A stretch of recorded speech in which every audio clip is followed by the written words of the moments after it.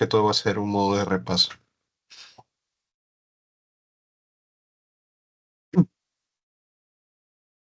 Listo, entonces vamos a comenzar. Vamos a hablar acerca de lo que es, bueno, ahora en primer lugar vamos a ver lo que es brucelosis, luego vamos a continuar con fiebre tifoidea y finalmente con toxoplasmosis.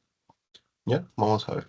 Así como estábamos viendo bueno, los últimos temas, ¿no? de esta rotación, vamos a ver un poco sobre el agente etiológico, sobre su estructura. En este caso vamos a hablar sobre las formas de transmisión, la patogenia, la clínica, el diagnóstico y finalmente el tratamiento. ¿Ya? Y bueno, vamos a comenzar. Entonces, vamos a ver en primer lugar el agente etiológico de la brucelosis. En este caso estamos hablando de una bacteria gram negativa,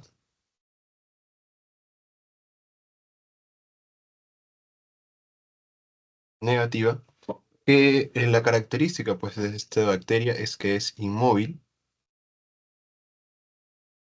¿no? A diferencia de la fiebre tifoidea que vamos a ver. También es aeróbico estricto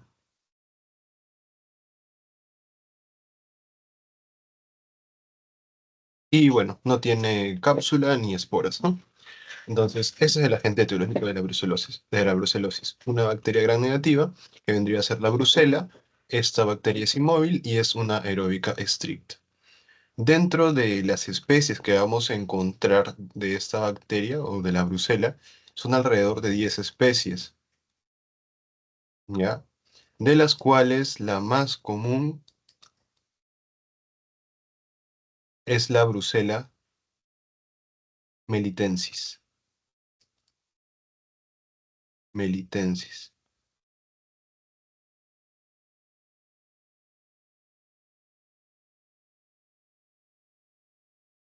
¿ya? Entonces, ese vendría a ser, pues,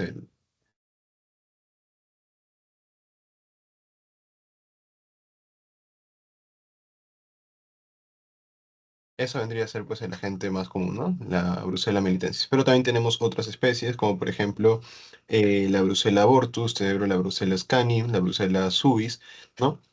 Dentro de las cuales pues la melitensis, como ya hemos visto, pues es la más común. Con respecto al agente etiológico, vamos a ver pues que mejor dicho, dentro de la estructura de este agente etiológico, vamos a ver que una de las más importantes es la membrana externa, ¿ya? Ya que le confiere pues esa capacidad de poder resistir, ¿no? a los ambientes. En este caso, pues la membrana externa, la mayor parte de la membrana externa va a estar constituida por lo que es el lipopolisacárido, sacárido, ¿no? Por sus siglas LPS, ¿no?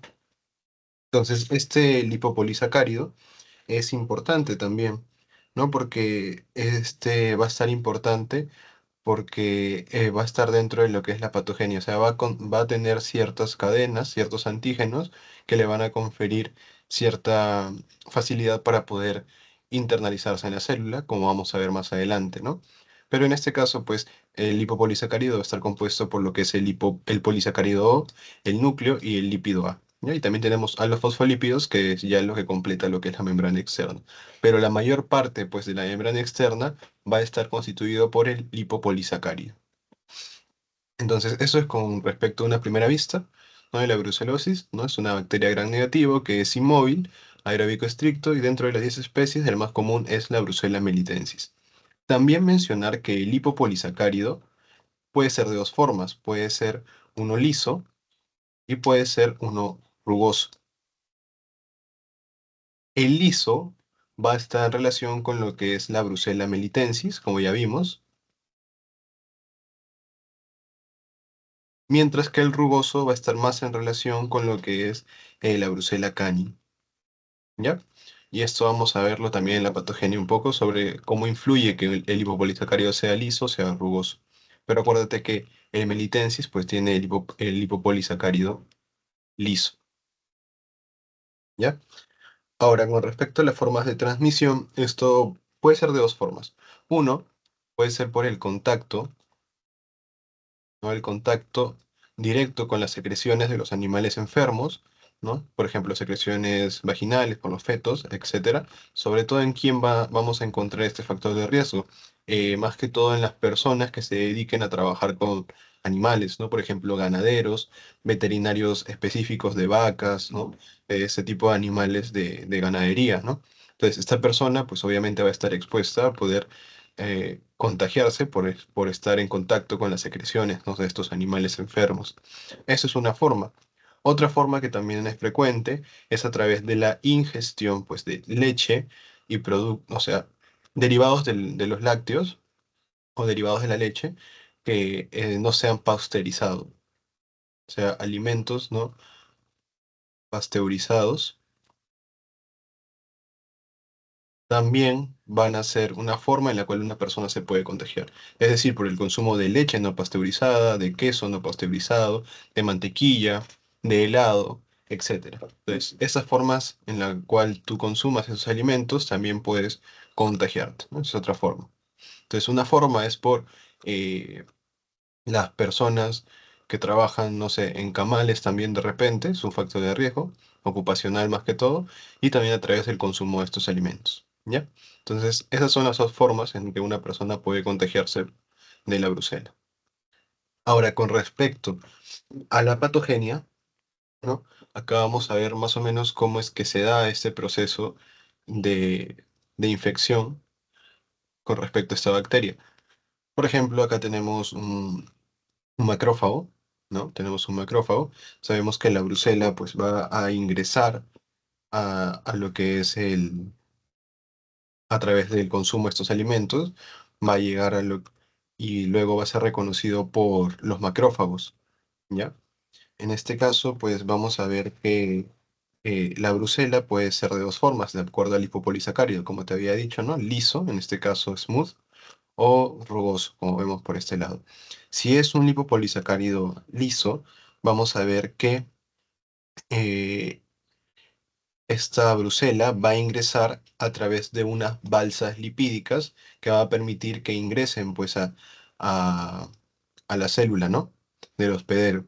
Y esto va a ser gracias a las cadenas O que están presentes en el lipopolisacárido, ¿no? Por eso te había mencionado aquí que el polisacárido O estaba presente dentro de el lipopolisacárido y esto es importante porque esto va a permitir que ingrese esta brucela a la célula. Entonces ingresa y esta brucela puede ser, digamos, encerrada en un fagosoma o fagolisosoma, pero tiene la capacidad de poder evadir esto, ¿no? Entonces evade el fagolisosoma y se dirige hacia el retículo endoplasmático, ¿ya?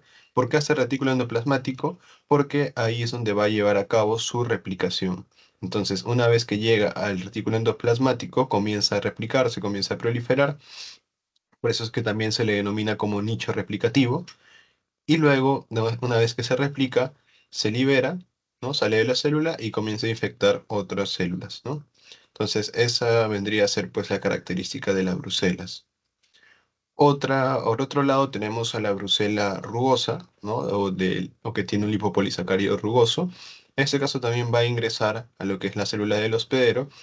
Sin embargo, esta es más susceptible a ser, digamos, fagocitada o encerrada en los fagolisosomas y por lo tanto no suele, no suele generar lo que es un ciclo replicativo, ¿no? Suele ser bastante o es más fácilmente eliminado a través del fagolisosoma. Esa es la diferencia principalmente entre la brucela eh, del lipopolisacárido liso y la rugosa. Por eso es que dentro de las causas más comunes pues, de brucela o de las especies más comunes tenemos a la melitensis, ya que es un lipopolisacárido liso. Entonces, esas son más o menos la patogenia que vamos a encontrar en la brucelosis, ¿no?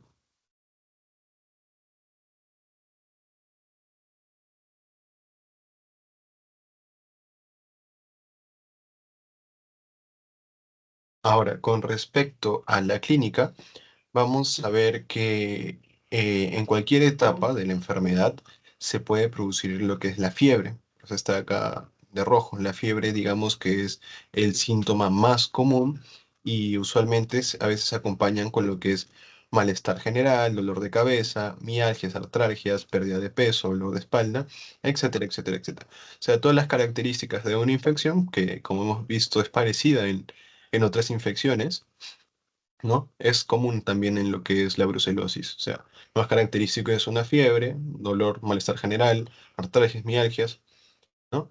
Pero también, a diferencia de otras infecciones, va a tener cierto tropismo o cierta afectación de otros sistemas y otros órganos.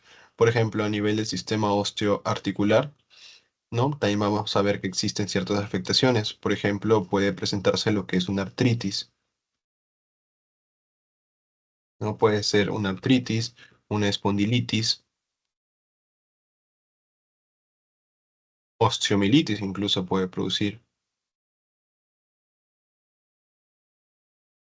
bursitis, etcétera. Todo lo que esté en relación con el sistema osteoarticular, ¿no? También puede ser una de las dianas que va a afectar pues esta brucelosis, ¿no? Esta brucela. A nivel gastrointestinal, lo que más suele afectar es el hígado. O sea, lo más afectado es el hígado. ¿Qué va a producir en el hígado? Va a producir inflamación, inflamación hepática, ¿no? Y esto incluso puede llegar hasta la producción de abscesos. ¿Y cómo vas a ver si es que puede estar afectado el hígado? No, vas a ver a través de la clínica, ¿no? Sobre todo manifestaciones gastrointestinales, por ejemplo, vómitos, náuseas, diarreas, dolor abdominal, etcétera.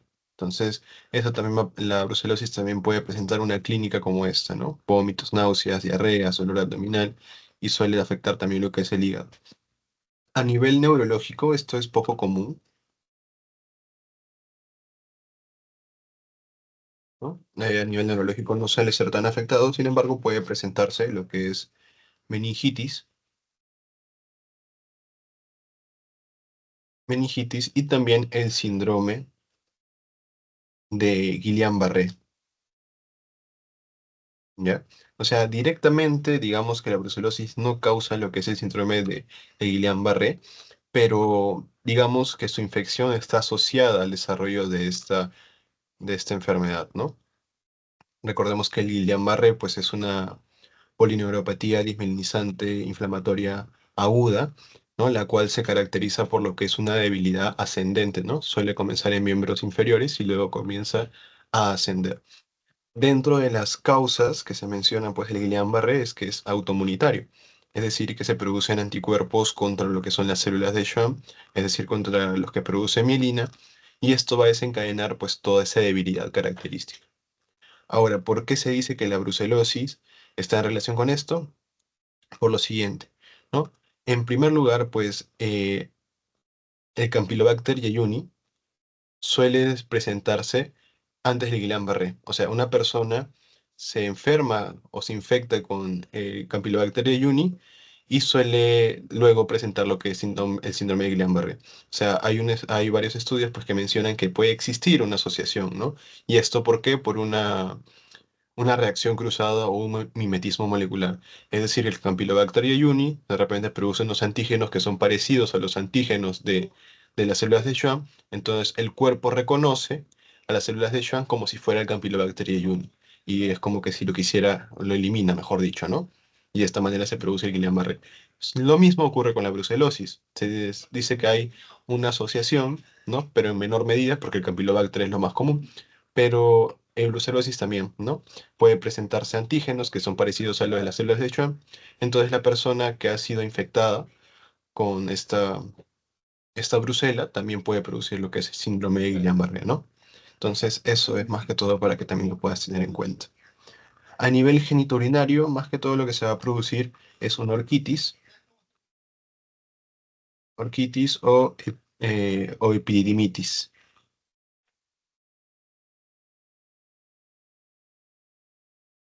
Mitis. ¿Ya? Eso es lo característico también. Y manifestaciones cutáneas, vamos a ver que lo más frecuente son las erupciones papunodulares en tronco y extremidades. Entonces aquí básicamente tenemos un resumen de lo que se puede presentar en un síndrome, en una infección por brucelosis. Lo más característico, ya mencionamos, pues es la fiebre, que puede ir acompañado de fatiga, mialgias, cefalea, dolor abdominal y erupciones papunodulares. ¿Ya? Entonces, por ejemplo, te viene un paciente que tiene antecedentes, o te van a poner antecedentes, sí o sí, ¿no? Es más probable que te pongan un antecedente. Te pueden decir que es un ganadero o es una persona que trabaja en un camal, o te pueden decir que es una persona que suele consumir alimentos no pasteurizados. Entonces, ya por ahí ya puedes sacar más que todo que es una brucelosis, ¿no? Y en el cuadro clínico te van a poner esto, ¿no? Es un paciente o una paciente que tiene fiebre, ¿no? Que tiene mialgias, tiene erupciones papunodulares en tronco y extremidades y presenta dolor abdominal. Entonces tú vas a sospechar pues de una brucelosis.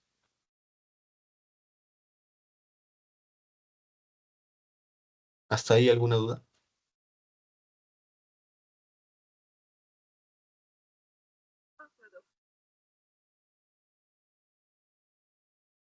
Ahora, con respecto al diagnóstico, vamos a ver que el diagnóstico definitivo es a través de un cultivo. Ya es a través de un cultivo. Pero dentro de otras formas que también nos van a servir para diagnosticar es mediante lo que es el PCR, aunque tampoco es tan útil, PCR, que no es muy útil tampoco. Y también tenemos otra prueba de aglutinación que se denomina como rosa de Bengala. La voy a poner grande. Rosa de Bengala, que esto incluso lo han preguntado en el examen de salud y creo que en ENAM.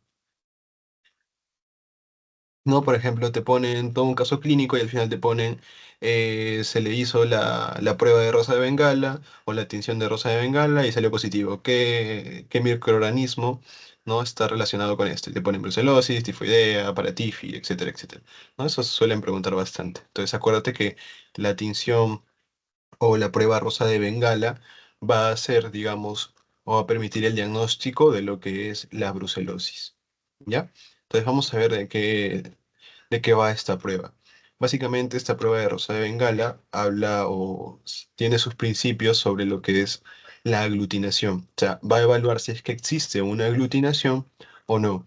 O sea, una aglutinación vendría a ser la reacción de los anticuerpos frente a un antígeno, ¿no? Entonces, ¿cómo va a ser la prueba? Se le va a extraer al paciente suero, ¿no? O solamente lo usual no es que sea plasma, solo que esta imagen es de un artículo que justo mencionan de que no tenían el suero del paciente, pero sí tenían lo que es el plasma. Pero lo común es que se haga en un suero del paciente, ¿ya? Entonces lo que se hace es que le extraen el suero, entonces ponen una gota en una lámina y ponen un antígeno que va a estar presente en lo que es el rosa de Bengala, en la coloración rosa de Bengala, ¿no? Entonces ponen el antígeno y se espera para poder ver si es que existe aglutinación o no. Entonces, ¿cuándo va a dar positivo? Cuando hay una aglutinación. Aglutinación. Por eso es que acá vemos como si hubieran puntitos, ¿no? Como si hubieran puntitos, así muchos puntitos. Eso se debe a que hay aglutinación, es decir, que está reaccionando los anticuerpos presentes en el plasma del suero contra los antígenos que se le ha colocado, ¿no? A través de la prueba rosa de Bengala. ¿Y cuando es negativo? Cuando vemos esta parte de aquí, ¿no? Cuando no hay aglutinación. O sea, lo vemos casi que no tiene puntitos, como si estuviera, ¿no? Todo homogéneo. ¿Ya? Y aquí también igual, hay aglutinación, aglutinación, aglutinación. Pero hay ciertos títulos que se debe tener para poder considerar que es una prueba significativa. ¿Ya? Por ejemplo, en este caso se dice que para que la raza de Bengala sea significativo tiene que tener más de 1 a 160 títulos. ¿Ya? Entonces, ese dato también es importante. Pero acuérdate, si te preguntan diagnóstico definitivo, es el cultivo. ¿Ya? El cultivo es el diagnóstico definitivo. Pero la prueba rosa de Bengala te va a dar gran información, ¿no?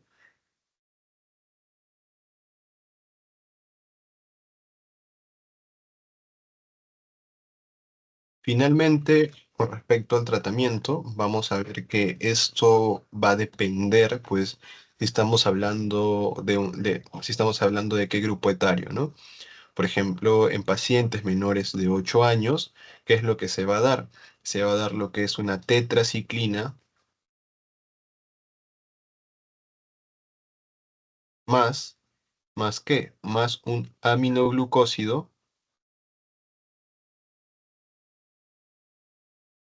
o rifampicina. Entonces, ese vendría a ser el tratamiento de elección. Tetraciclina más un aminoglucósido o rifampicina. Por ejemplo, le puedes dar doxiciclina más streptomicina, o sea, un aminoglucósido. ¿Por cuánto? Durante 6 semanas. Y el streptomicina por 2 o 3 semanas. ¿Ya? O en todo caso, ¿qué puedes hacer? Puedes darle lo que es una tetraciclina, en este caso doxiciclina, más rifampicina. Ya, o sea, tienes estas dos opciones. O le das una tetraciclina más un aminoglucósido, o le das una tetraciclina más rifampicina. O sea, tienes estas dos opciones que tú puedes tener en cuenta, ¿no? Pero ¿qué pasa en niños menores de 8 años? En niños menores de 8 años ya o sea, no se utiliza principalmente lo que es la tetraciclina, sino que aquí se le da lo que es el trimetropin sulfametoxazol. O sea, le das trimetropin, sulfametoxazol, más igual un aminoglucósido o rifampicina. O sea, cambias de la tetraciclina básicamente. Es en menores de 8 años. Y en gestante igual. En gestantes también se le da lo que es el trimetropin sulfametoxazol con o sin rifampicina, ¿no? Y esto es incluso considerado como lo que es el tratamiento de elección. ¿Por qué no se le da trimetropin? Porque la tetraciclina está contraindicada. Están contraindicadas durante el embarazo. Por eso es que se opta por trimetropin solo o también se le puede añadir lo que es rifampicina.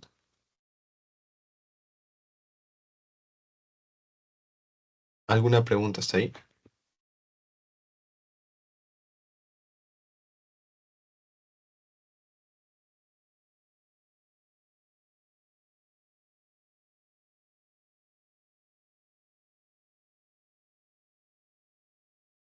Entonces, básicamente, bueno, resumiendo, este ha sido un resumen bastante,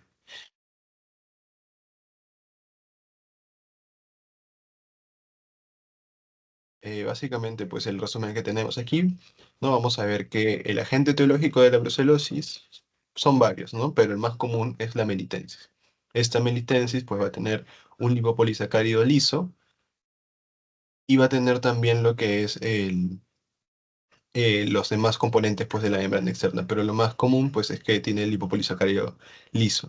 Con respecto a las formas de transmisión, acuérdate, puede ser el contacto directo con las secreciones de estos animales enfermos, como por ejemplo los ganaderos, los que trabajan en los camales, etcétera, o por la ingestión de alimentos pues, que no están pasteurizados y que son derivados de los lácteos, ¿no?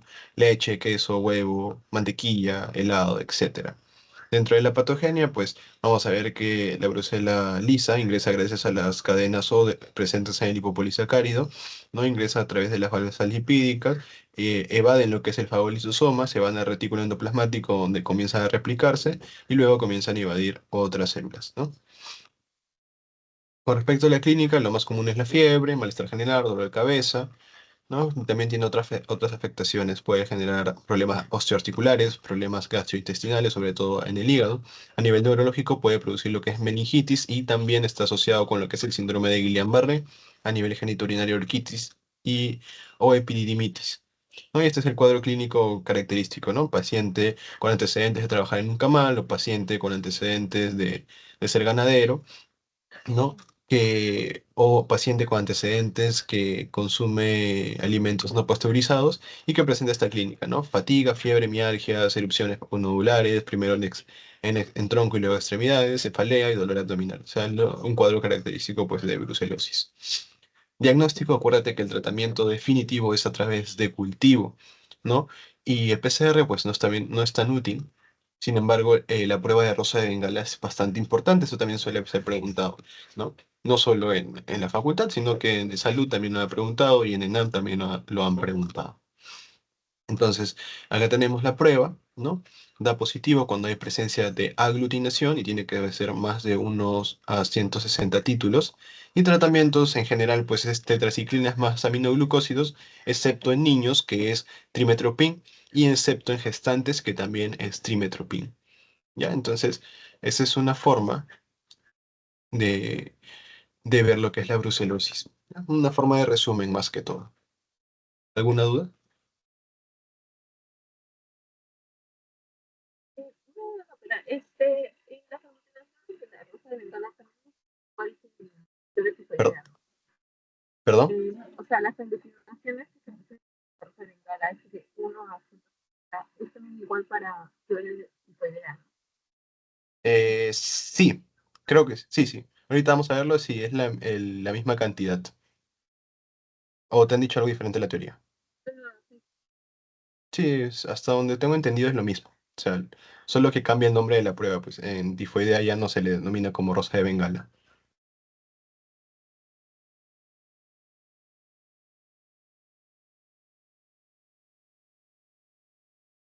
En tifoidea creo que se le llama aglutinación de látex, si mal no recuerdo. Sí, está ahí.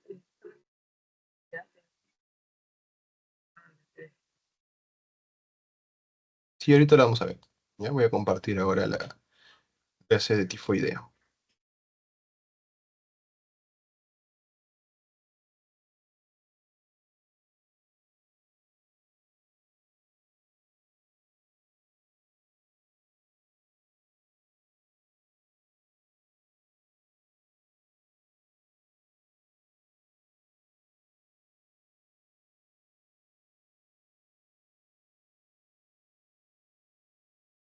¿Listo? Vamos a continuar ahora. Vamos a ver ahora sobre la fiebre tifoidea. No, igual vamos a ver sobre el agente etiológico, aquí se vamos a hablar un poco sobre la epidemiología, patogenia, clínica, diagnóstico y tratamiento. Bueno, ahora con respecto entonces con la fiebre tifoidea, este va a ser causada ¿por quién? Por una bacteria también, por la salmonela, en este caso tifi, ¿ya? Por una bacteria que vendría a ser la salmonela tifi, que también va a ser una bacteria gram negativa, ¿no? Gran negativa, pero la característica o diferencia de la brucela es que esta bacteria sí va a ser móvil, ¿ya? Va a ser móvil por la presencia de flagelos que ahorita vamos a describir. Entonces, eso es en una primera vista lo que tenemos que tener en cuenta para poder estudiar lo que es la fiebre tifoidea. Es causado por la Salmonella tifi y este vendría a ser pues una bacteria gram negativa móvil. Dentro de los factores de riesgo que vamos a encontrar, para poder presentar lo que es la fiebre tifoidea, uno es el área, ¿no? Vivir en un área endémica. Dos es también la falta de nivel socioeconómico.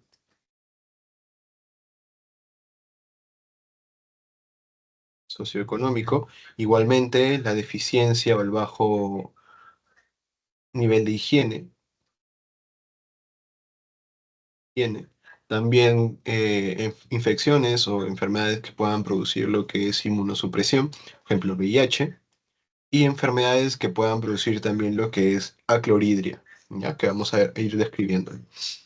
Entonces acá tenemos también lo que es la estructura de lo que es la Salmonella tifi, ¿no? Tiene algunas partes similares a lo que es brucelosis. Por ejemplo, acá también vamos a tener una membrana externa, la cual en su mayor medida o en su mayor cantidad va a tener lo que es el hipopolisacáridos, ¿no? En este caso, el hipopolisacárido va a presentar lo que es el antígeno O, ¿no? Parecido a lo que son las cadenas O. En este caso va a ser parecido. Pero también otra diferencia que encontramos es que la Salmonella tifi va a tener flagelos, ¿no? Va a tener flagelos y esto es lo que le va a permitir pues ser móvil. Y estos flagelos van a contener lo que son los antígenos H. Entonces hay que acordarnos tanto de los antígenos O como los antígenos H. ¿Por qué? Porque estos van a ser utilizados o van a tener bastante relevancia al momento del diagnóstico. Pero esto ya vamos a ir describiéndolo en el transcurso pues de la presentación. ¿Ya? Entonces, esto es de una forma, una vista general que vamos a ver a lo que es la salmonela. Salmonella tifi vendría a ser el agente etiológico, es una bacteria gram negativa móvil y dentro de los factores de riesgo tenemos eso, ¿no? Área endémica, bajo nivel socioeconómico, bajo nivel de higiene, digamos, ¿no? inmunosupresión, principalmente VIH, y también pues enfermedades hepatobiliares o enfermedades que puedan producir lo que es acloridria o disminución pues también de lo que es la producción de ácido clorhídrico. Ya dentro de la estructura, el lipopolisacárido también viene a ser lo que es la parte más importante de la membrana externa y va a contener a los antígenos O y los flagelos van a contener a los antígenos H, los cuales van a ser relevantes al momento del diagnóstico.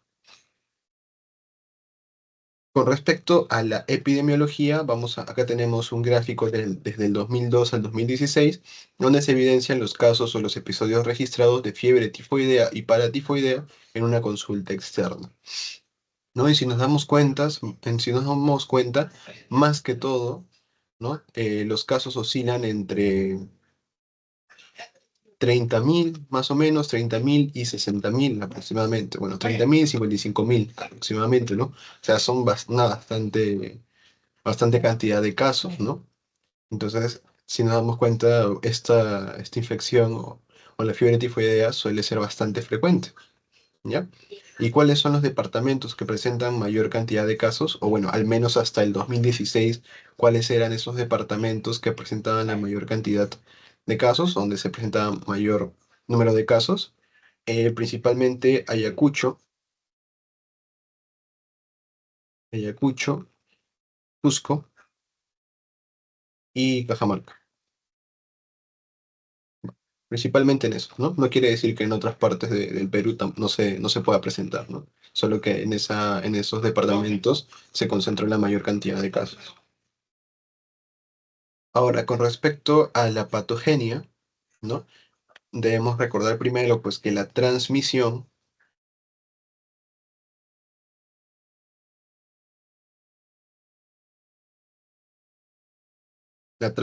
¿cómo se va a dar? Se va a dar principalmente por el consumo de agua o alimentos contaminados, ¿no? Sobre todo las personas que suelen comer bastante en lo que es en la calle, ¿no? Porque no sabemos cómo es que preparan estos alimentos, sobre todo aquellos alimentos que tal vez no son fritos. ¿No? Porque tal vez no lavan correctamente las verduras, no lavan correctamente o no limpia correctamente las verduras, ¿no? Entonces no sabemos cómo es la limpieza, cómo es la higiene de la persona también que está realizando lo que es la comida, ¿no? Preparando los alimentos. Entonces ese puede ser una forma en la que uno se puede infectar, ¿no? A través del consumo de agua, alimentos contaminados. Otra forma también, como habíamos mencionado, dentro de los factores de riesgo, teníamos que el bajo nivel socioeconómico y el bajo nivel de saneamiento también es importante, ¿no? Entonces, las personas tal vez que no pueden o no tienen accesibilidad a agua potable, tal vez sus alimentos no los lavan adecuadamente. Entonces, de esta forma también se pueden contagiar de esta bacteria, ¿no? Entonces, esa es una forma. La otra forma de contagiarse es estar en contacto con personas infectadas. Personas infectadas. O sea, digamos que una persona tiene fiebre tifoidea, ¿no? Y vemos que consume tal vez con su cuchara o tenedor, consume sus alimentos, y luego viene otra persona que tal vez esté sana y utiliza el mismo cubierto, ¿no? De repente por ahí también se podría contagiar, ¿no? Por eso dice contacto con personas infectadas. No, usualmente una persona que tiene fiebre tifoidea suelen separar lo que es sus cubiertos para que solo lo utilice esa persona y así evitar que las demás personas de la familia puedan contagiarse.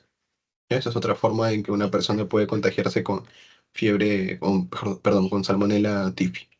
Entonces, principalmente esos son digamos, las dos principales formas que una persona se puede contagiar.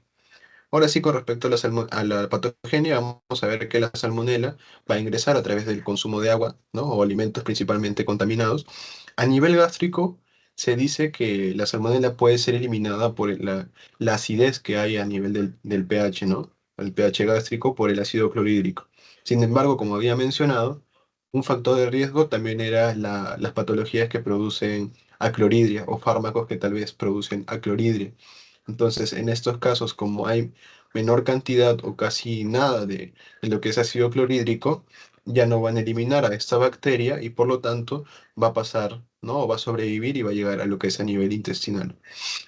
Entonces, la salmonela vamos a ver que va a llegar a nivel de lo que es el intestino, ¿no? En este caso el intestino delgado, específicamente a lo que es la parte del ilion. Ahí va a llegar, va a ingresar a través de lo que es el epitelio, o sea, llega, se adhiere, ingresa, o sea, penetra, y ya una vez que está dentro de lo que es el intestino, comienza a proliferar y también comienza a producir lo que es la hiperplasia de las placas de Peyer, ¿no? Prolifera, prolifera. Puede ser que algunas sean digeridas por los lisosomas, pero otras suelen evadir esto e invaden a, a tejidos más profundos, ¿no? Llegan a tejidos más profundos y van a ser captados, fagocitados por lo que son neutrófilos y macrófagos. Estos los van a llevar a lo que son los ganglios o los vasos linfáticos regionales y finalmente se va a dar una diseminación sistémica, ¿ya? O sea, básicamente la salmonela sobrevive a lo que es el ácido del estómago, llega a nivel del intestino, entra, se multiplica, invade más profundo, es fagocitado por neutrófilos y macrófagos y estos van a permitir que se pueda diseminar por todo el organismo, ¿ya? Entonces, eso es lo principal que vamos a encontrar. Dentro de, digamos, de los tejidos que tienen mayor afinidad o mayor tropismo, tenemos el vaso, tenemos el hígado, y sobre todo en la médula ósea. Ya en la médula ósea también suele ser uno de los principales lugares que esta bacteria va a tener afinidad o tropismo. También tenemos lo que es la toxina tifoidea. Ya la toxina tifoidea, si bien no interviene directamente en lo que es el ingreso o la replicación, sí participa en lo que es la modulación de la respuesta inmune, por lo que puede producir lesiones inflamatorias a nivel de lo que es la pared intestinal y de esta manera también puede generar lo que es necrosis de la pared intestinal y hasta incluso llegar a generar lo que es una perforación intestinal. ¿Ya? Entonces, eso es lo principal que debes recordar de la patogenia pues, de la salmonela. Ya acuérdate que estos son los tejidos que tienen mayor afinidad o los órganos que tienen mayor afinidad. Entonces, con respecto a la clínica, vamos a ver que nosotros vamos a poder dividirlo en dos formas, en una enfermedad leve y en una enfermedad grave. En la enfermedad, en la enfermedad leve, vamos a ver que va a ser característico aquí la fiebre, ¿no? Como digamos en toda infección, es común lo que es la fiebre, pero en este caso, como es leve, es una fiebre baja. También tenemos malestar general, tenemos dolor de cabeza, tenemos estreñimiento, ¿no? Esto es más común en adultos. En adultos suele ser más común lo que es el estreñimiento y las diarreas suele ser más común en los niños, ¿ya? También hay erupción cutánea, ¿no? Manchas rosas, color salmón, aproximadamente 25%. También otros síntomas tenemos tos seca, lengua recubierta, anorexia. Pero una enfermedad leve, lo común es eso. Fiebre baja, malestar general, dolor de cabeza y alteración gastrointestinales, ya sea estreñimiento en adultos o diarrea en niños. En una enfermedad grave ya vemos que la fiebre es mucho más alta, ya hay escalofríos prolongados, ya existe la presencia de lo que es dolor abdominal y también un estado mental alterado, ¿no? Entonces aquí ya vemos que ya hay una afectación mucho más sistémica. La fiebre suele ser más alta, aquí ya suele haber dolor abdominal porque puede ser que haya un proceso inflamatorio a nivel intestinal, ¿no? ¿No? Y también vemos que el estado mental está alterado, ¿no? O sea, esos ya son síntomas o signos que es una enfermedad mucho más grave y ya no es tanto una enfermedad leve. Y estas son las, las erupciones cutáneas que vamos a encontrar, ¿no? Son máculas, son máculas débiles de color salmón, de color rosado o color salmón. ¿Ya? Eso sí es característico. También suelen preguntar máculas o manchas de color salmón. ¿no? Suelen asociarlo a fiebre tifoidea. Entonces te viene un paciente que tiene bajo nivel socioeconómico, un paciente que suele comer bastante lo que es carretilla y comienza a presentar lo que es fiebre, comienza a presentar dolor abdominal, estreñimiento o diarrea y encuentras que tiene máculas de color salmón. Entonces, de eso ya tienes que ir sospechando de lo que es fiebre tifoidea. Entonces, para el diagnóstico, ¿cómo hacemos? Uno, pues el diagnóstico va a ser clínica, más antecedentes epidemiológicos, en la clínica sobre todo fiebre, ¿no? De más de 3 días, mayor o igual a 3 días, más antecedentes epidemiológicos, más laboratorio, ¿ya? Básicamente, laboratorio. Básicamente se va a hacer tu forma en que tú puedas diagnosticar. Sin embargo, el diagnóstico o el gol estándar,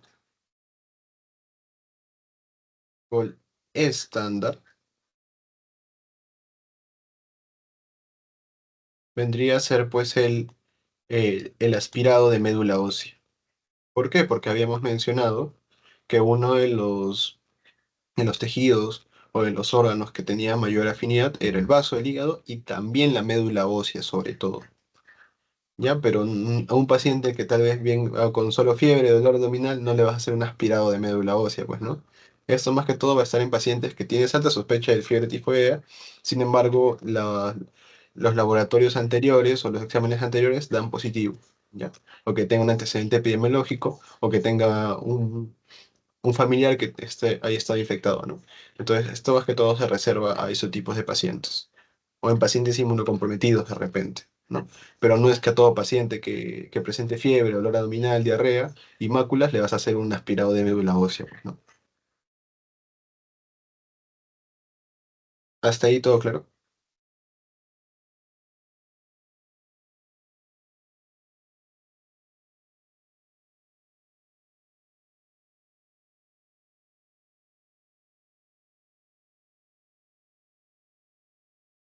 Continuamos entonces. En este caso, pues vamos a ver dentro de las pruebas, ¿no? Así como en brucelosis teníamos lo que es la prueba rosa de Bengala, aquí vamos a tener otra prueba. En este caso es la reacción de Weidel, ¿ya? Que en este caso también prueba aglutinación de látex. ¿En qué consiste la reacción de Weidel? Es muy parecida a lo que es la prueba rosa de Bengala, también vamos a utilizar lo que es el suero de los pacientes, o el paciente que sospechamos que está infectado con fiebre tifoidea, y aquí vamos ya no a usar solo un antígeno como era en la rosa de Bengala, sino utilizamos 4 antígenos. El O y el antígeno H es para la fiebre tifoidea, o sea, para la Salmonella tifi. Y el A y el B lo utilizamos para la Salmonella paratifi,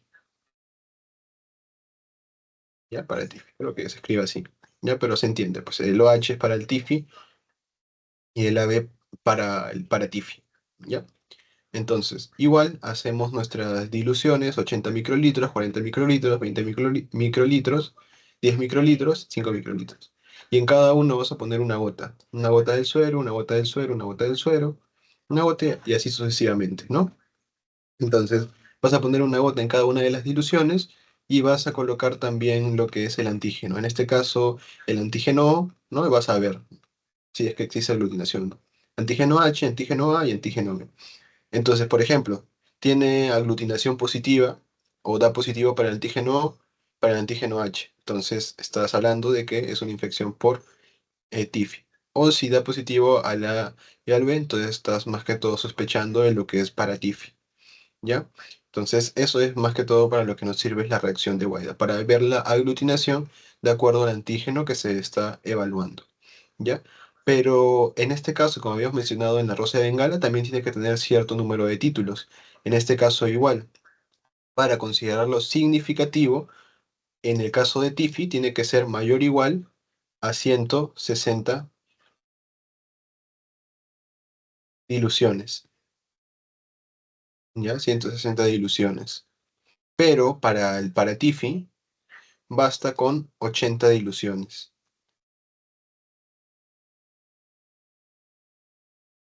¿Ya? Para Tifi. Basta con para Tiffy. Basta con 1 sobre 80 de ilusiones. Ya esa es la diferencia. O sea, para Rosa de Bengala y para Tifoidea, tienes que tener mayor o igual a 1 sobre 160 de, de títulos. ¿Ya? Y para Tiffy, 1 sobre 80. ¿Por qué se hace la prueba de Weyder para todos esos antígenos? Para Tiffy, porque la clínica es muy parecida. ¿Ya? Entonces también para poder hacer ese descarte.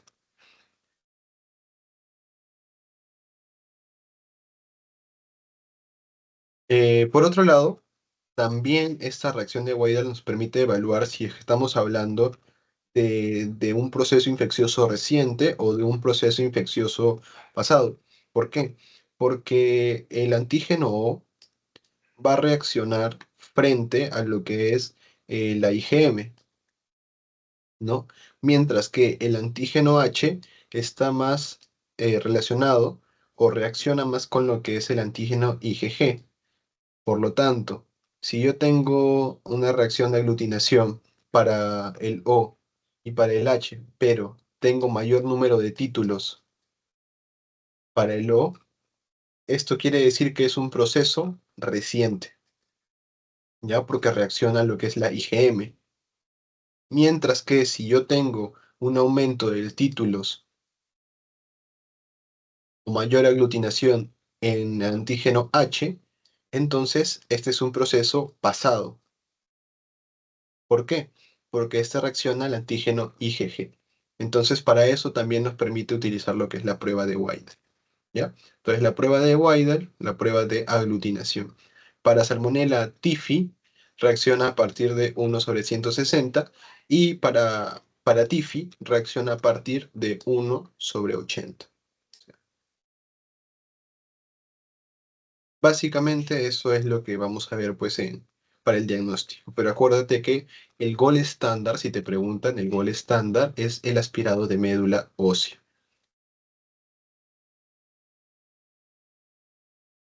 Finalmente, para el tratamiento, vamos a dividir también si es un, digamos, un cuadro leve a moderado o si es un cuadro grave. Acá está mal, es un cuadro grave. En el caso de un cuadro de leve a moderado, ¿qué vamos a utilizar? Vamos a utilizar lo que son ciprofloxacino, o sea, quinolonas o fluorquinolonas, o en todo caso, ofloxacina, ¿no? Cipro o también ofloxacin, pero se utiliza quinolonas. ¿Por cuántos? Por 5 a 7 días. Y por otro lado, ¿qué pasa si el paciente pues, tiene cepas resistentes a quinolonas? Ya se utiliza un macrólido como citromicina, o en todo caso una cefalosporina como ceftriaxona. ¿Ya? Entonces, digamos que este es el tratamiento para cepas sensibles y este es para cepas resistentes. Y en un cuadro grave, también se puede utilizar lo que es la fluorquinolonas, ¿no? Ciprofloxacino o floxacino, pero más días, ¿no? Si acá era 5 a 7 días, acá es 10 a 14 días. O sea, como si fuera una cepa resistente, tal vez, pero ya es un caso grave, ¿no? Y por otro lado, si es una cepa resistente para quinolonas, utiliza ceftriaxona, ¿no? O sea, cefalosporina, cefotaxima, cefalosporina o macrólido, citromicina, ¿no? Entonces, esas son las opciones que tú vas a tener. Pero en general, pues si te preguntan para un cepa susceptible, quinolona, ¿ya? Quinolona. Ciprofloxacina principalmente. ¿Hasta ahí alguna duda? Las gestantes que no se recuerdan, tenía Perdón, no te escuché en bien. gestantes, En gestantes. En gestantes creo que no se puede utilizar fluorquinolonas, así que puedes, puedes utilizar lo que es ceftriaxona. Y acitromicina también normal se puede utilizar. ¿Ya?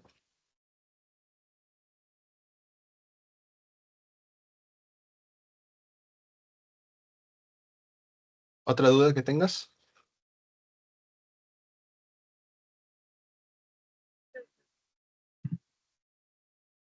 Ya, entonces eso es con respecto a fiebre tifoidea, ¿no? Acuérdate, agente etiológico, Salmonella tifi, vemos gram negativos móviles, Factor de riesgo, tenemos área endémica, ¿no? Bajo nivel socioeconómico, bajo nivel de higiene, es VIH, o sea, inmunosupresión, y enfermedades o patologías que puedan producir disminución de lo que es el ácido clorhídrico, o también fármacos que puedan producir disminución en lo que es el ácido clorhídrico. Con respecto a la clínica, ya sabes, si es leve, tiene fiebre baja, malestar general, ¿no? Puede tener tal vez alteraciones gastrointestinales, como por ejemplo estreñimiento en el caso de adultos o diarreas en el caso de niños. Y también lo característico que son máculas o manchas de color salmón, ¿ya? Y en una enfermedad grave ya hay alteración del estado de conciencia, ya hay un dolor abdominal más evidente y fiebre más alta. Para el diagnóstico es clínica, antecedente epidemiológico y laboratorio. Y ya el gol estándar es aspirado de médula ósea. Reacción de Widal es uno de los diagnósticos que más se utiliza, o una de las pruebas que más se utiliza, ¿no? Ya sabes, para TIFI tiene que ser mayor o igual a 1/160 y para TIFI es a partir de 1/80. Si tiene unos títulos elevados del antígeno O, es una infección reciente, porque lo se asocia más al IgM. Y si es una mayor cantidad de títulos al H, entonces es una infección pasada porque está más relacionado con lo que es la IgG. Tratamiento, ya sabes, leve a moderado, se utiliza lo que es quinolonas, y si es resistente, puedes utilizar lo que es acitromicina o ceftriaxona. ¿Ya? Y en un caso grave es igual, solamente que cambia lo que son los días. Y en gestantes, como habías comentado, ¿no? No se suele utilizar fluoroquinolonas porque tal vez está contraindicado y se puede utilizar lo que es ceftriaxona o acitromicina, ya que eso sí se puede utilizar normal, no hay problema. Ahora vamos ya con el último tema, que vendría a ser toxoplasmosis, ¿ya? Dame un minutito para poder compartir.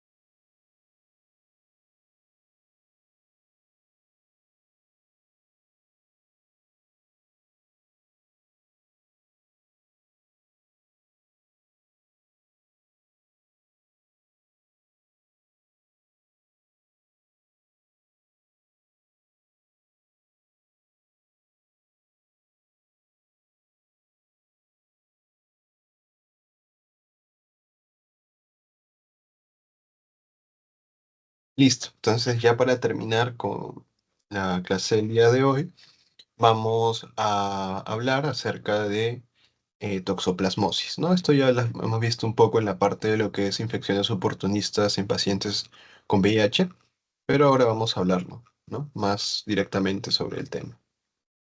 Igual vamos a hablar sobre el agente etiológico, sobre las formas de transmisión, clínica, etcétera. Ya, entonces, con respecto al agente etiológico, vamos a ver que a diferencia de los temas anteriores, ya no va a ser causado por una bacteria, sino que la toxoplasmosis va a ser causada por un parásito, un protozoo intracelular, que vendría a ser el Toxoplasma gondii. Ya, el Toxoplasma gondii. Este Toxoplasma gondii, vamos a ver que está considerado dentro de lo que son las infecciones oportunistas, ¿no? En pacientes con VIH, y adicionalmente también es importante tomarlo en cuenta porque se puede transmitir de manera vertical, o sea, de la madre al feto. Entonces también es importante estudiarlo por eso. Ahora, con respecto pues a las formas que va a tener o las formas parasitarias que va a tener el toxoplasma, básicamente tiene tres formas o cuatro formas, ¿no? Tenemos a los esporozoitos, ¿no?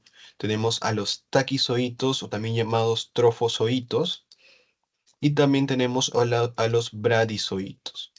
Entonces, con respecto a los esporozoitos, debemos saber que estos van a estar dentro de los ooquistes esporulados. Y los ooquistes esporulados debemos conocerlos bien porque es la forma infectante. de este parásito infectante. ¿Ya? La forma infectante son los oquistes esporulados. Entonces, el oquiste esporulado es todo este de aquí, o sea, todo el grande. Todo el grande vendría a ser el oquiste esporulado. Y dentro del oquiste esporulado vamos a encontrar dos esporoquistes. Acá tenemos un esporoquiste y aquí tenemos otro esporoquiste. Y dentro de cada esporoquiste vamos a tener dos esporozoitos. Un esporozoito, dos esporozoitos. Un esporozoito, dos esporozoitos. Entonces, si sumamos en total, vamos a tener un ooquiste, un ooquiste, tenemos dos esporoquistes, y tenemos uno, dos, tres, cuatro esporozoitos. Esporozoitos. ¿Ya? Entonces, eso es lo que vamos a encontrar en esta parte de aquí. Por otro lado, vamos a tener también que eh, los taquizoitos vendrían a ser la forma proliferativa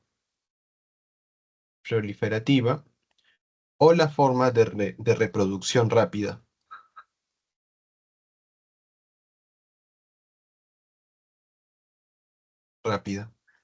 ¿Ya? Esta es otra forma parasitaria. Y finalmente, los bradizoitos van a ser la forma de reproducción lenta. Producción lenta. ¿Ya? Por ejemplo, acá tenemos un quiste, ¿no? Un quiste tisular. O sea, todo eso vendría a ser el quiste tisular. Aquí ya no se llama como ooquiste, sino como quiste tisular. ¿Por qué? Porque va a estar en los tejidos. Y dentro de los quistes tisulares, ahí vamos a encontrar pues a los bradizoitos, ¿ya? Que vendría a ser la reproducción lenta. Entonces, el quiste tisular, mientras su membrana esté íntegra, no hay ningún problema, no va a haber ni una reacción inflamatoria. ¿Cuándo ocurre el problema? Cuando se rompe este quiste y se comienza a liberar los bradizoitos. Ahí ya comienza el problema porque está relacionado con lo que es la reactivación de las enfermedades o la reactivación de la toxoplasmosis. ¿Ya? Entonces, eso es principalmente. Por un lado tenemos los taquizoitos que están relacionados más que todo con una infección aguda porque es una reproducción rápida, proliferativa, mientras que los bradizoitos, como es una reproducción lenta y están encapsulados en el quiste tisular, suele ser de una forma más crónica, ¿ya? Entonces, acuérdate, o quistes esporulado vendría a ser la forma infectante, presentas dos esporoquistes y cuatro esporozoitos, taquizoitos proliferativo o reproducción rápida, y bradizoitos reproducción lenta.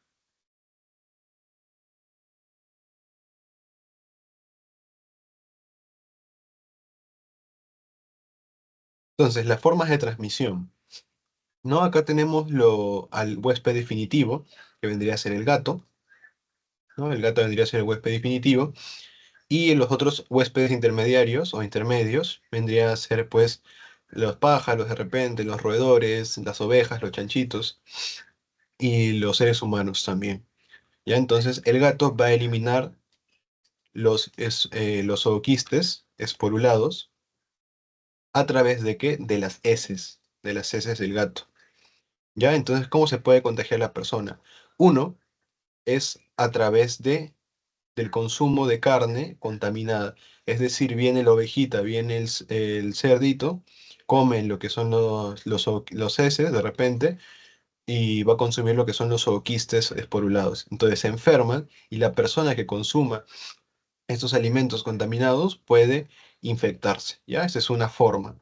Otra forma, las personas que tienen gatos, ¿no? Y tienen que limpiar sus desechos, también van a estar en contacto con los o quistes esporulados presentes en las heces. Entonces, esa es otra forma, ¿no? Las personas que tienen gato y tienen que limpiar sus heces. Y otra forma también es por el consumo de alimentos contaminados o de agua contaminada. O sea, la persona de repente ha manipulado las heces del gato sin guantes y se olvida de lavarse las manos, agarra una manzana, una fruta, se la come, ahí también se puede infectar, ¿no? Esa es otra forma. Y la cuarta forma es a través de una transmisión vertical, es decir, de la madre al feto, mediante la placenta, ¿no? Entonces, esas son las formas que una persona puede contagiarse. Ahora, el gato, ¿cómo se va a contagiar? Puede ser que otro gato que esté infectado, ¿no? Va a infectar esos, al pájaro o a la rata, y el gato se lo come, ¿no? Y de esta forma también se puede contagiar, ¿no? Pero principalmente esas son las cuatro formas que vamos a poder ver, o las cuatro formas de transmisión. Por el consumo de carne contaminada, por el consumo de frutas o verduras o agua contaminada, y también por la manipulación de las heces de los gatos con o quistes esporulados. Y finalmente también la transmisión vertical de madre al feto.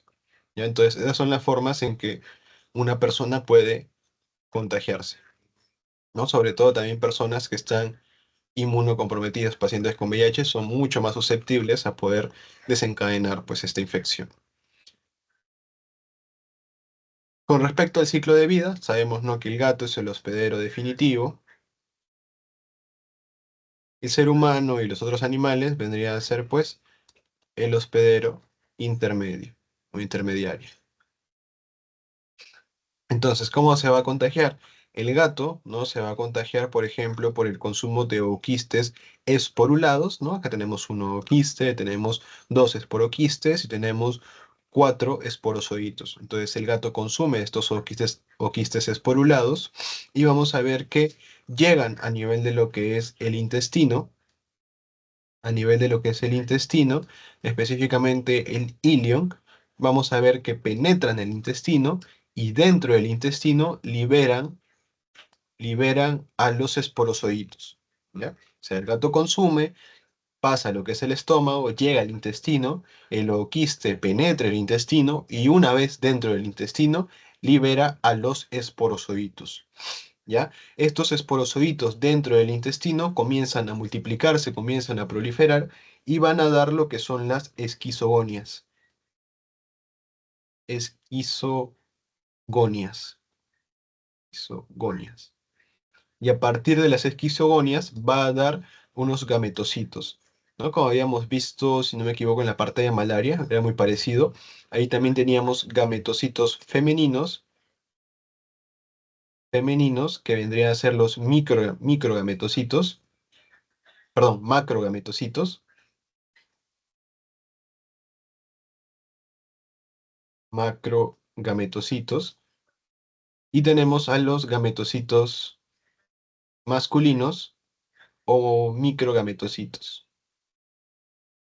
¿ya? Entonces, eso es lo que se va a formar. Entonces, recapitulando, se ingiere los ooquistes esporulados, llega al intestino, penetra el intestino, libera los esporozoitos, comienzan a proliferar, multiplicarse, y dan esquizogonias. Estas esquizogonias, a su vez, digamos que se diferencian gametocitos femeninos y masculinos, ya sea micro o macrogametocitos, y finalmente van a fecundar y va a dar lo que es un cigoto. Este cigoto finalmente va a dar a los ooquistes y estos se van a eliminar a través de las heces y así se va a repetir lo que es el ciclo. Esto estamos hablando de una fase sexual, o sea que la fase sexual solo se va a dar en el gato, ¿ya? En el hospedero definitivo, en el gato se va a dar la fase sexual. Mientras que en el humano va a ser diferente, se va a dar lo que es la fase asexual. ¿Ya? Entonces vamos a ver. Entonces el ser humano igual, al contaminarse con los ooquistes esporulados, ya sea del gato por estar en contacto con las heces del gato, igual va a infectarse, a pasar lo que es a nivel del intestino también, ¿ya? Llega a nivel de lo que es el epitelio intestinal, penetra el intestino, sin embargo acá ocurre algo diferente. Aquí ya no ocurre un proceso intestinal, o sea, ya no produce lo que es la fase sexual, sino que en el ser humano hace, digamos, una infección extraintestinal. Extraintestinal. O sea, de que invade lo que es el intestino, pero acá no completa el ciclo, sino que atraviesa el epitelio y se disemina por el organismo. ¿Ya? Se disemina. Y por lo tanto, llega a lo que son los macrófagos, o sea, los macrófagos reconocen a este parásito, lo internalizan, lo fagocitan, y dentro de los macrófagos y otras células forman lo que son las vacuolas parasitóforas, y es aquí donde se transforman en taquizoitos. O sea, el humano consume los zooquistes esporulados, llegan a lo que es el intestino, penetra el intestino, se disemina a través de lo que es el torrente sanguíneo o de los vasos linfáticos y los macrófagos lo captan, captan los macrófagos y se diferencia en taquizoitos dentro de los macrófagos o de otras células. Aquí se diferencia en taquizoitos, que vendría a ser la forma proliferativa, operativa o reproducción rápida. Entonces, el taquizoito comienza a reproducirse, ¿no? Se comienza a replicar por endodiogenia, endodiogenia, ¿no? Este es un proceso de replicación o reproducción en el cual a partir de una célula madre se van a dar dos células hija, ¿ya? Es como si básicamente se multiplicara, ¿ya? Se replica, luego se replica tanto que sale de lo que son los macrófagos y comienza a invadir otras células, ¿ya? Eso es con respecto a los taquizoitos. Sin embargo, una vez que ya el sistema inmune o la respuesta del sistema, no sé escribir, a ver. Entonces, una vez que hay una respuesta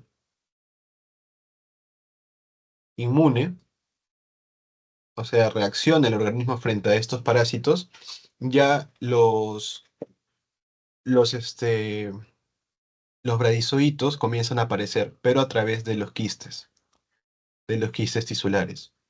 O sea, se da la respuesta inmune y esto es un mecanismo, digamos, de estos parásitos para poder sobrevivir, que es que se encapsulan en quistes tisulares y dentro van a estar los bradizoitos y en caso se rompa, van a reactivar lo que es la enfermedad, ¿no? Por eso está más relacionado con lo que es una fase crónica, mientras que los taquizoitos están más relacionados con lo que es una fase aguda, ¿ya?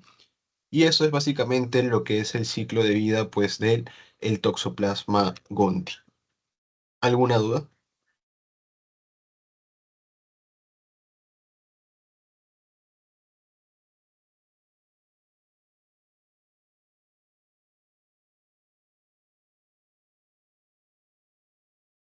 ¿Todo claro?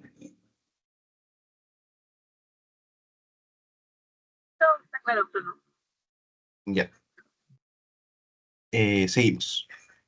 Entonces, eso es con respecto a lo que es el ciclo de vida. Entonces, recapitulando, solo para que quede un poco más claro, tenemos los quistes esporulados. El gato lo ingiere, llega al intestino, el intestino lo penetra, libera una vez dentro del intestino lo que son los esporozoitos dan esquizogonias, ¿no? Que estas dan a su vez gametocitos femeninos o masculinos, macrogametocitos o microgametocitos.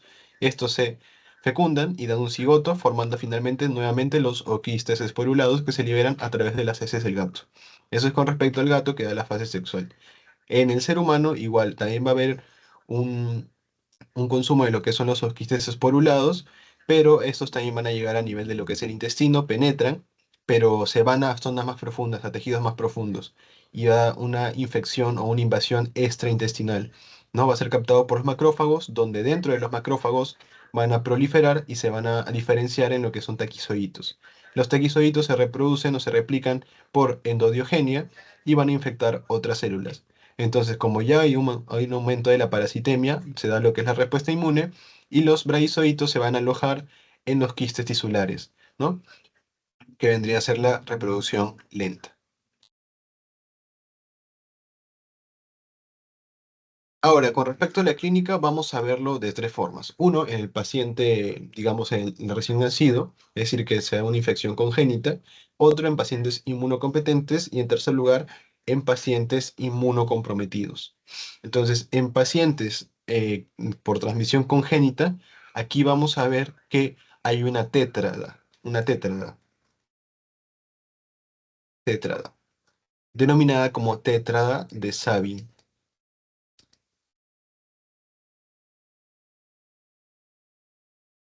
Entonces, esta se va a caracterizar por lo siguiente, y que puede ser que te pregunte, ¿no? Uno, dos, tres, cuatro. Entonces, la tetra de Sabin, vamos a encontrar que la corioretinitis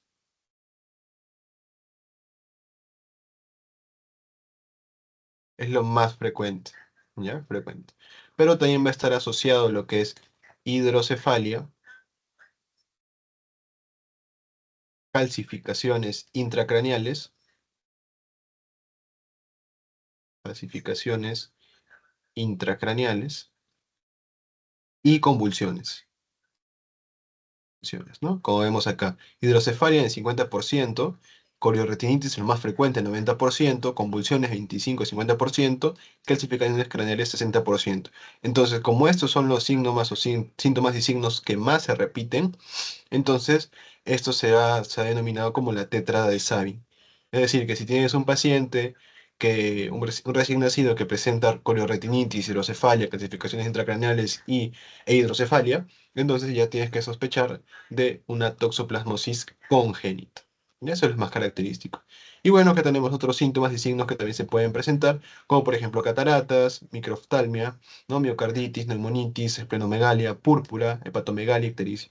Pero los que te he mencionado que están dentro de la tétrada de Sabin es lo más frecuente y lo más característico, ¿no? de la toxoplasmosis congénita. Entonces, corioretinitis, hidrocefalia, calcificaciones intracraneales y convulsiones. En pacientes inmunocompetentes vamos a ver que eso más que todo va a estar relacionado con la fase aguda o la forma aguda de la enfermedad o del cuadro. Y usualmente lo más común es que sea asintomática. Asintomática. Pero en otros casos puede relacionarse también con lo que es fiebre y lo que vemos aquí, ¿no? Que vendría a ser linfadenopatías, linfadenopatías, enopatías y retinocoroiditis también, coroiditis. Ya, eso es lo principal que vamos a encontrar. O sea, como es un paciente inmunocompetente, más que todo va a producir eso, fiebre, tal vez una afectación de los ganglios linfáticos, ¿no? Linfadenopatías y en algunos casos retinocoroiditis. Pero en el paciente inmunocomprometido es ahí ya cuando hay una afectación de lo que es el sistema nervioso central. ¿Ya? El inmunocompetente, como tiene su respuesta inmune adecuada, tiene buenos niveles de linfocitos, de células del sistema inmune, ¿no? Puede, digamos, contrarrestar la infección de toxoplasmosis. Pero en un paciente inmunodeprimido no, o sea, en pacientes con VIH. Aquí ya este parásito se disemina a otros lugares, otros órganos, como el sistema nervioso central. ¿Ya? Bueno, entonces, cuando tú sospechar de un paciente que tiene toxoplasmosis, por ejemplo, tienes que tener un paciente que sea inmunosuprimido, es decir, que de repente tenga un CD4 menor de 200, CD4 menor de 200, un paciente también que tenga una resonancia magnética o imágenes en general alterada, o que tenga calcificaciones, más clínica neurológica más IgG, ya tú ya puedes decir que esa es una toxoplasmosis o una encefalitis toxoplásmica. ¿Ya? Una encefalitis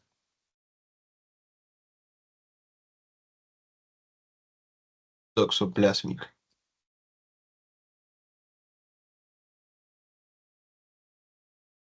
Encefalitis toxoplásmica. Entonces, es lo que quiero decir, ¿no?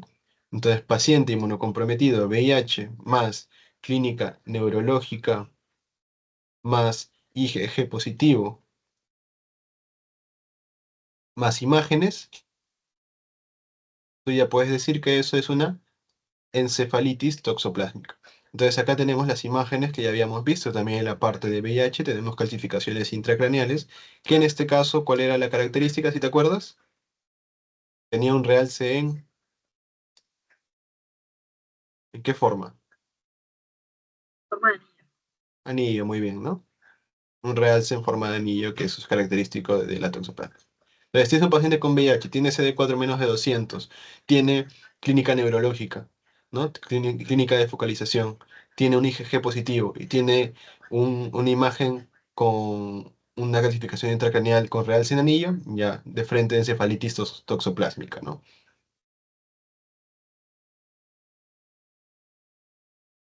Con respecto al diagnóstico, vamos a ver que este se puede dar, ¿no? Gracias a a lo que son ciertos parámetros.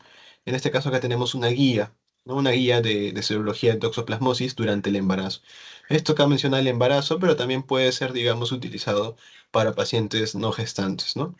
Por ejemplo, acá tenemos, más que todo va a estar enfocado en la serología, ya la serología. Acá no tanto cultivo, nada de eso, sino más que todo serología. IgG, IgM. ¿Ya? Por ejemplo, tenemos el IgG y el IgM. Entonces, tenemos cuatro casos. El primer caso que tenemos es este de aquí, cuando el IgG es negativo y el IgM es negativo. Entonces, cuando el IgG es negativo y el IgM es negativo, entonces no hay infección. No hay infección. Pero si existe el riesgo de toxoplasmosis congénita, o sea, hay un riesgo, ahí sí se le puede decir a la madre que le vas a dar ciertas pautas, ciertos consejos para evitar la exposición a Toxoplasma gondii. ¿No? ¿Cuáles serían tus pautas? Uno, que tenga un buen cuidado, ¿no? Que lave correctamente los alimentos. Dos, que no esté en contacto con los gatos. Tres, si es que es una paciente que es gestante y además tiene VIH, que se haga sus controles, ¿no? Que esté tomando adecuadamente su TAR, que se haga su carga viral, etcétera, ¿no? Entonces le vas a dar todas esas pautas para evitar que se dé lo que es un riesgo de toxoplasmosis congénita, o sea, una transmisión vertical. Y se debe continuar con los controles serológicos durante la gestación para detectar si hay cero conversión. Es un caso. El segundo caso es cuando el IgG es positivo y el IgM es negativo, ¿ya? Entonces ahí tienes dos casos también. Si es menor de 18 semanas, entonces tú ya dices que la infección es adquirida en el pasado, porque tiene menos de 18 semanas. Entonces es menor el tiempo en el cual se ha podido infectar. Por lo tanto, piensas no que es una infección durante la gestación, sino que es una infección antes de que la persona haya concebido. O sea, perdón, se haya dado la concepción. ¿Ya? Y si es mayor de 18 semanas, ahí sí es difícil establecer si la infección ocurrió durante el embarazo o en el pasado lejano, ¿ya? Entonces ahí tienes que hacer lo siguiente. Si es menos de 18 semanas, no requiere seguimiento.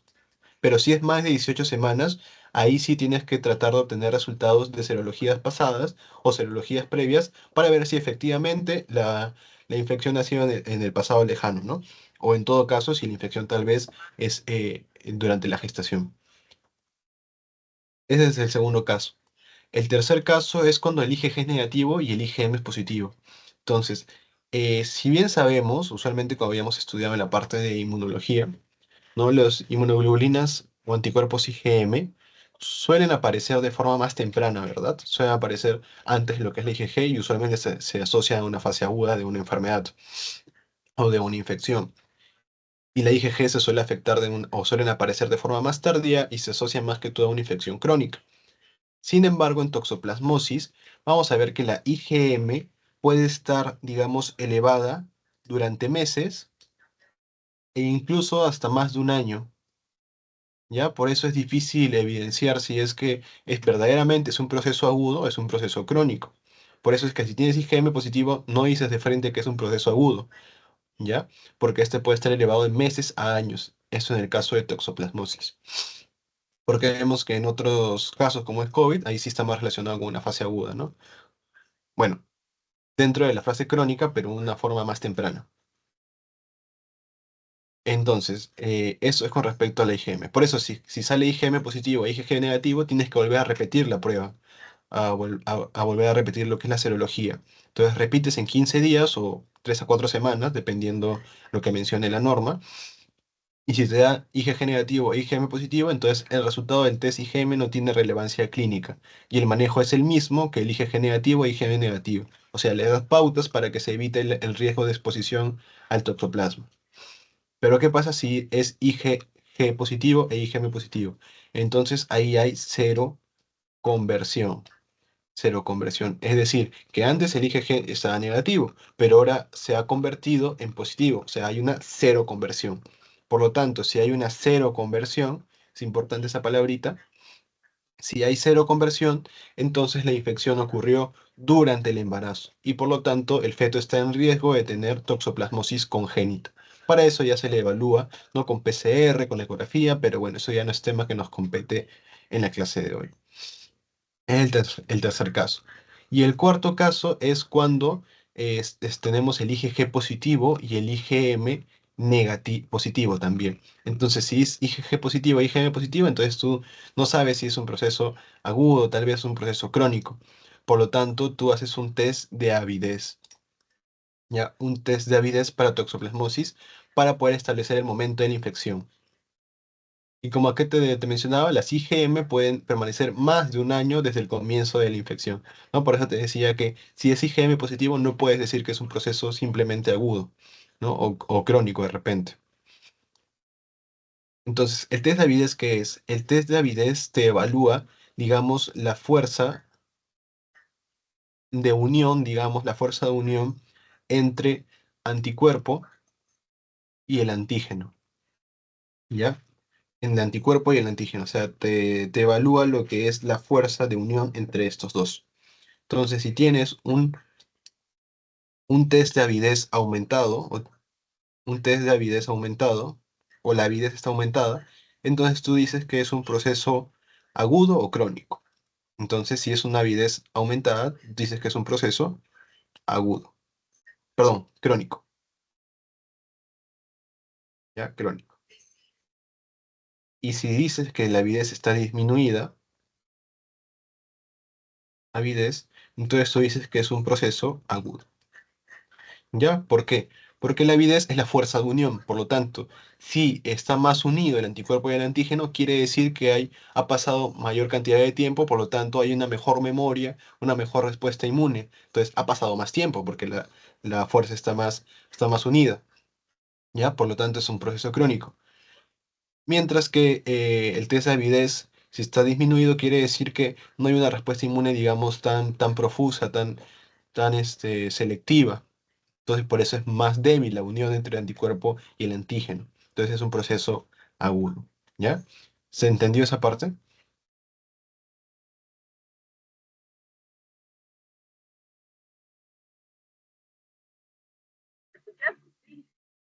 Sí. Sí.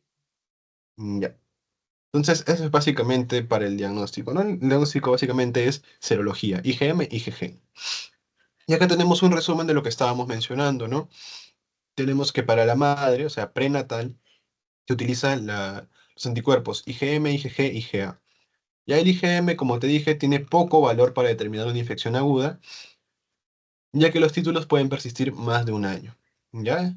El IgM, si es positivo, sí te puede decir si la madre está protegida contra toxoplasmosis o no. Y el IgA, lo mismo que la IgM, no tiene poco valor porque también puede persistir más de un año.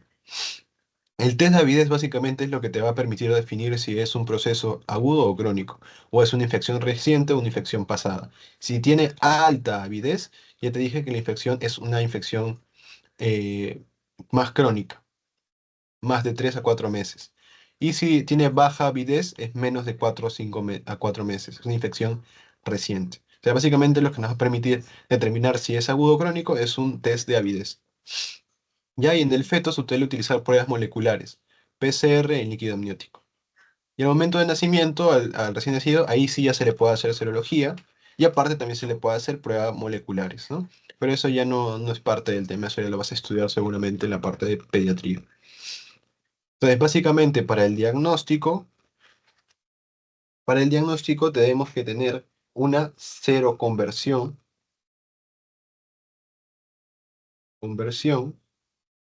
de IgG entre dos muestras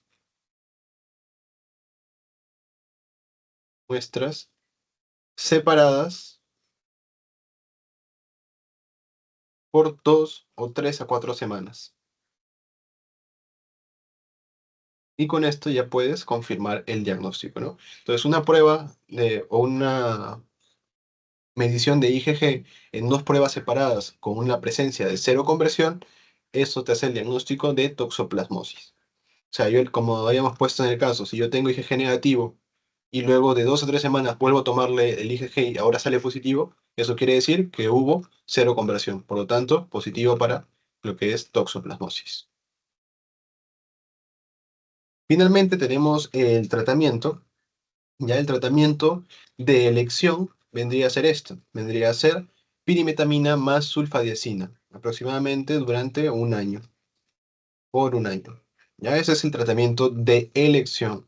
Pero a veces, o en el caso de Perú, no suele haber pirimetamina, por lo tanto, de segunda línea vendría a ser lo que es el trimetoprim sulfametoxazol, ¿ya? El trimetoprim sulfametoxazol. Entonces, si te dicen tratamiento de elección, pirimetamina, pero si dicen tratamiento de elección y no está pirimetamina, puedes poner como trimetoprim sulfametoxazol. ¿Y qué pasa en la gestante? En la gestante, el primer trimestre, en el primer trimestre, le das espiramicina. Espiramicina, ¿ya? Esto puede prevenir lo que es el paso transplacentario. Y en el segundo y tercer trimestre, le das pirimetamina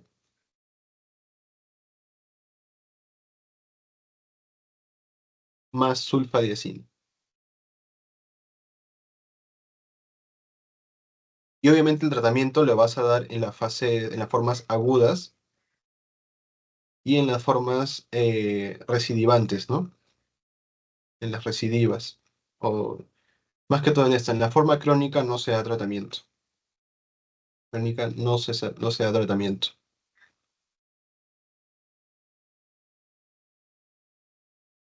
Y bueno, eso es lo que tenía para mostrarte. No sé si tienes alguna duda.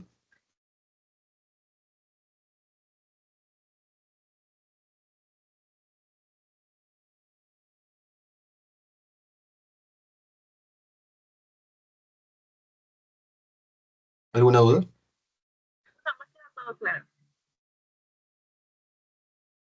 Listo. Entonces, eso es lo que tenía para mostrarte el día de hoy, ¿no? Acuérdate más que todos los puntos claves y bueno, todo lo que hemos visto también, ¿ya? Y bueno, vamos a ver si, para que más que todo repases, te voy a hacer unas preguntas, ¿no? Que hemos visto también en las clases para que veas si es que, a ver si es que está todo claro, ¿no? Por ejemplo, primer caso, te viene un paciente con VIH, ¿no? Ha sido diagnosticado con VIH, presenta un CD4 menos de 300, menos de 200, y tiene alteraciones neurológicas, ¿no? No tiene convulsiones, tiene alteraciones visuales, y tú para esto le evalúas lo que es, le haces una punción lumbar para evaluar el líquido cefalorraquídeo y ves que la presión de apertura está aumentada. Le tomas también imágenes y ves, digamos, lesiones en los ganglios basales. ¿Qué estarías pensando?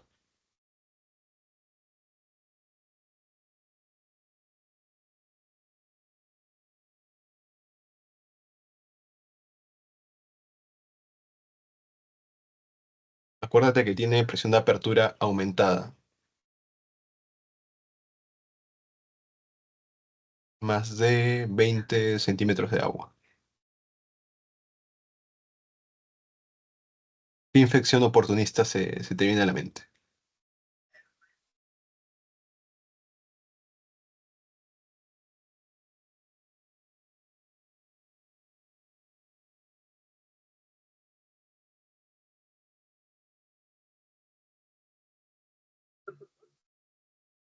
Muy bien, criptococo, ¿no? Sí, criptococo. Sí, está bien. Criptococo. Sí, porque habíamos mencionado que dentro de las infecciones oportunistas, el criptococo era el que te producía eso, ¿no?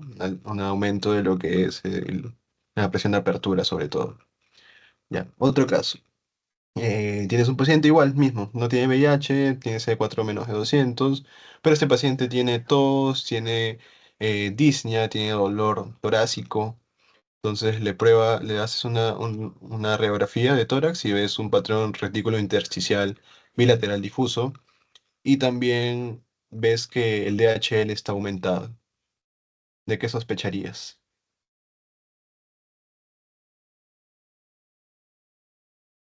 Una tomación como ¿Ya? ¿Y una infección, cuál sería? Si fuera una infección oportunista, ¿cuál sería la que está más relacionada?